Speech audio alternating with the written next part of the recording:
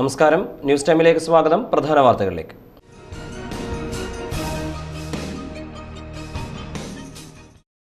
കുമ്പളങ്ങി പാലക്കൽ ഷാജിയുടെ ദുരൂഹമായ മരണത്തിൽ ഭാര്യയ്ക്കും കാമുകനും പങ്കുണ്ടെന്ന് ക്രൈംബ്രാഞ്ച് അന്വേഷണത്തിൽ തെളിഞ്ഞതിനെ തുടർന്ന് ഇവർക്കെതിരെ കേസെടുക്കാൻ നിർദ്ദേശം നൽകി. 1.5 ലക്ഷം രൂപയുടെ ഹാഷിഷ് ഓയിലുമായി പിടികൂടിയ മട്ടാഞ്ചേരി സ്വദേശികളായ 3 പേരെ കോടതി റിമാൻഡ് ചെയ്തു. തോപ്പുംപടി കുണ്ടന്നൂർ പാതയിലെ അലക്സാണ്ടർ പറമ്പിത്തറ പാലത്തിലൂടെ ചെറിയ വാഹനങ്ങൾക്കുള്ള ഗതാഗതം പുനരാരംഭിച്ചു. ഗ്യാസ് ഏജൻസീസ് തൊഴിലാളി യൂണിയൻ CITU ഏപ്രിൽ 15-ാം തീയതി സംസ്ഥാന വ്യാപകമായി പണിമുടക്കുന്നു.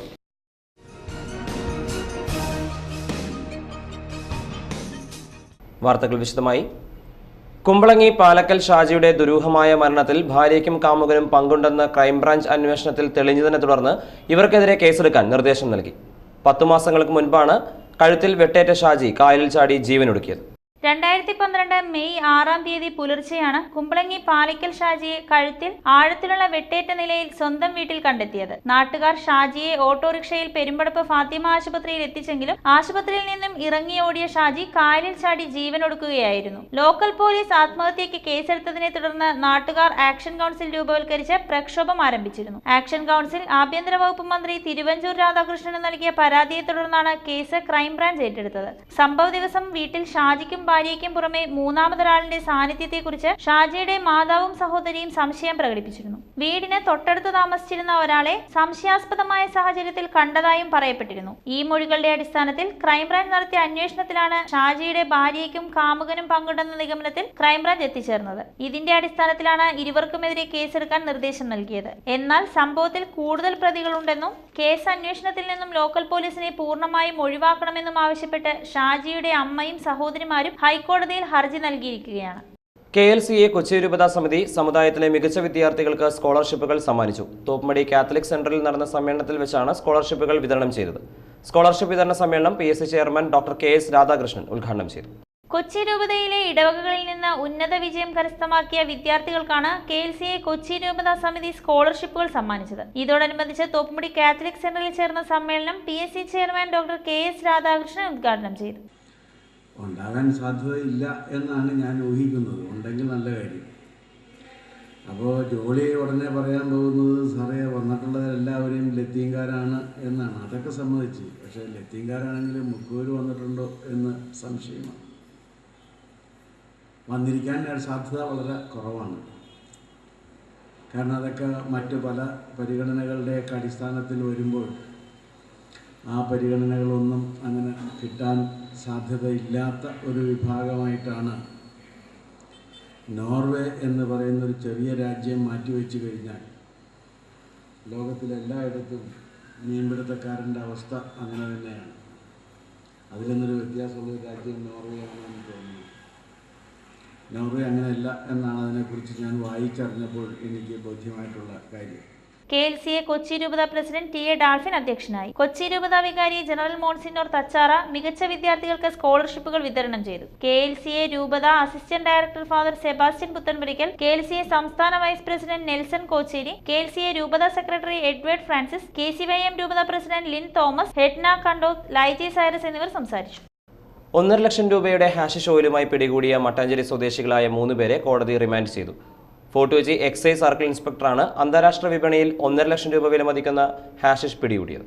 കൊച്ചിയിലെത്തുന്ന വിദേശ വിനോദസഞ്ചാരികൾക്ക് വിൽക്കുന്നതിനായി കൊണ്ടുവന്ന 250 ഗ്രാം ഹാഷിഷ് ഓയിലാണ് Mattancherry excise circle inspector TS ശശികുമാറിന്റെ നേതൃത്വത്തിലുള്ള സംഘം ഫോർട്ട് കൊച്ചിയിൽ നിന്ന് പിടികൂടിയത്. ഏജന്റുമാർ എന്ന മുഖേന എക്സൈസ് വകുപ്പ് നടത്തിയ ഓപ്പറേഷനിലാണ് പ്രതികൾ പിടിയിലായത്. 1 മാസം മുൻപ് ഇവരിൽ നിന്നും സാമ്പിൾ വാങ്ങി കച്ചവടം ഉറപ്പിച്ചതിനു ശേഷം ഹാഷിഷുമായി എത്തിയ സംഘത്തെ ഫോർട്ട് കൊച്ചി ജങ്കാർ ജെട്ടിക്ക് സമീപത്ത് നിന്നുമാണ് കസ്റ്റഡിയിലെടുത്തത്. മട്ടാഞ്ചേരി ബസാർ റോഡ് വേലശ്ശേരി മിഥുൻ, ചക്കാമാടം മാളിയേക്കൽ ഷമീർ, ഫോർട്ട് കൊച്ചി അമരാവതി സ്വദേശി ഷാബു എന്നിവരാണ് അറസ്റ്റിലായത്. മറയൂരിൽ നിന്നും ഹാഷിഷ് ഓയിൽ കൊച്ചിയിൽ എത്തിച്ച് വിതരണം ചെയ്യുന്ന സംഘമാണ് അറസ്റ്റിലായതെന്ന് excise circle inspector TS Sasikumar പറഞ്ഞു. ഇന്ന് ഉച്ചകഴിഞ്ഞിട്ട് ചെറായി ഭാഗത്ത് വിൽക്കാൻ കൊണ്ടുപോയിരുന്ന ഹാഷിഷ് ഓയിൽ, കാക്കിലിയോളം വരുന്ന ഹാഷിഷ് ഓയിൽ കടത്തിക്കൊണ്ടുവന്ന 2 പേരെ, മിഥുൻ ആൻഡ്രൂസ് എന്നും ഷമീർ എന്നും പറയുന്ന ഫോർട്ട് കൊച്ചി നിവാസികളായിട്ടുള്ള 2 പേരെ അറസ്റ്റ് ചെയ്യുകയും അവരുടെ മൊഴിപ്രകാരം ഇത് കടത്തിക്കൊണ്ടുവന്ന അമരാവതി സ്വദേശിയായിട്ടുള്ള ഷാബു എന്ന് പറയുന്ന ഒരാളെ പിന്നീട് അറസ്റ്റ് ചെയ്തിട്ടുണ്ട്. ഈ ഷാബുവിൻ്റെ വീട്ടിലെ ബൈക്കിൽ നിന്ന് കുറച്ച് ഹാഷിഷ് ഓയിൽ തന്നെ വിൽക്കാനായിട്ട് ചെറിയ പ്ലാസ്റ്റിക് പൊതികളിലാക്കി വെച്ചിരുന്ന ഹാഷിഷ് ഓയിൽ കൊണ്ടെടുത്തിട്ടുണ്ട്. വേറെ നാളുകൾക്ക് ശേഷം പശ്ചിമ കൊച്ചിയിൽ നിന്ന് കിട്ടുന്ന ഹാഷിഷ് ഓയിൽ കേസാണ്. പ്രതികളെ കൊച്ചി കോടതിയിൽ ഹാജരാക്കി റിമാൻഡ് ചെയ്തു. തോപ്പുംപടി വൈഡ്സിന്റെ നേതൃത്വത്തിൽ വനിതാ ദിനാചരണത്തോടനുബന്ധിച്ച് വനിതാ റാലിയും പൊതുസമ്മേളനവും സംഘടിപ്പിച്ചു. സമ്മേളനം സിസ്റ്റർ ലിസി ചക്കാലക്കൽ ഉദ്ഘാടനം ചെയ്തു.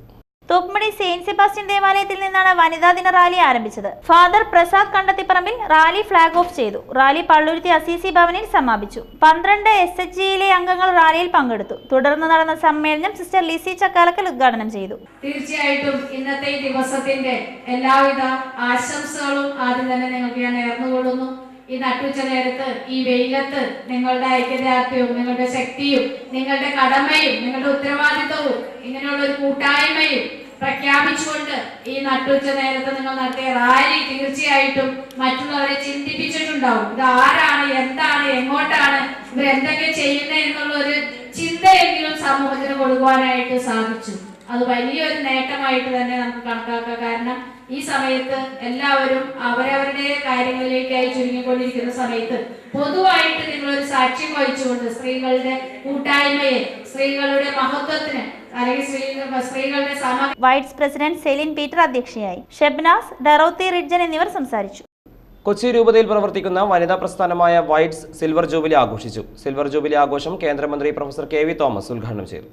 കൊച്ചി രൂപതയുടെ കീഴിൽ പ്രവർത്തിക്കുന്ന കൊച്ചിൻ സോഷ്യൽ സൊസൈറ്റി നടത്തുന്ന കാരുണ്യ പ്രവർത്തനങ്ങളും സാമൂഹ്യ പ്രവർത്തനങ്ങളും മറ്റ് സംഘടനകൾക്ക് മാതൃകയാണെന്ന് വൈഡ്സ് ജൂബിലി ആഘോഷം ഉദ്ഘാടനം ചെയ്ത് കേന്ദ്ര ഭക്ഷ്യവകുപ്പ് മന്ത്രി പ്രൊഫസർ KV തോമസ് പറഞ്ഞു.